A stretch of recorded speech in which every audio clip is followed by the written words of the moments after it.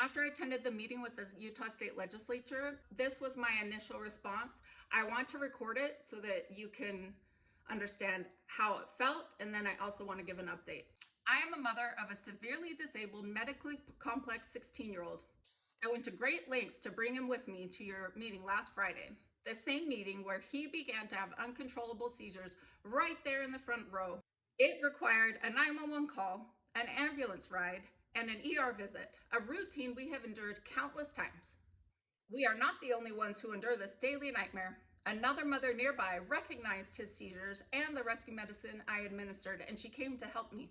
You opened that meeting and repeated throughout how much you care about people with disabilities, while proposing cuts to programs that are already grossly underfunded. If money must move, it should be directed toward our most vulnerable populations, not stripped from them.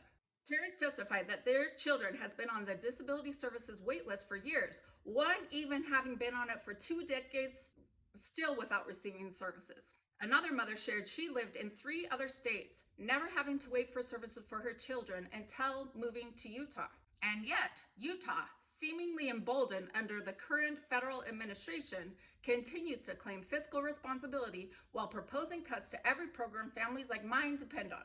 Our story should alarm you. Instead, polite words and platitudes distract from the life-threatening reality we live every day. It was deeply disturbing that a legislator felt the need to arrive late and take up our limited time to share snippets from our lives, explaining what we don't understand about funding and waitlists and how difficult this process is for the legislature.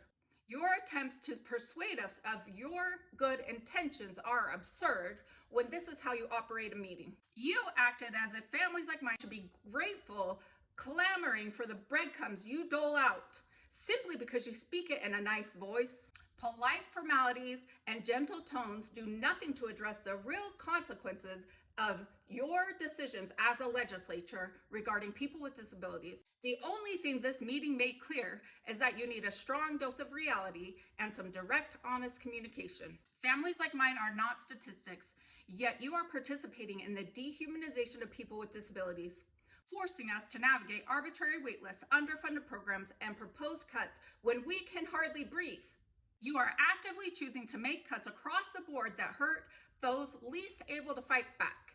While our families struggle, the focus of this Utah legislature is on protecting powerful industries, many of whom profit off of our suffering, shielding them from oversight and rewarding them with continual tax cuts. If you truly understood our lives, you would not try to convince us of intent while families are left to survive minute to minute. Instead, you would spend your time educating your constituents on why these programs deserve increased funding. Because for families like ours, this is a matter of life and death. Cutting spending here is not physical responsibility. It is negligent and cruel. If it were your child's life on the line, you would not be satisfied with platitudes.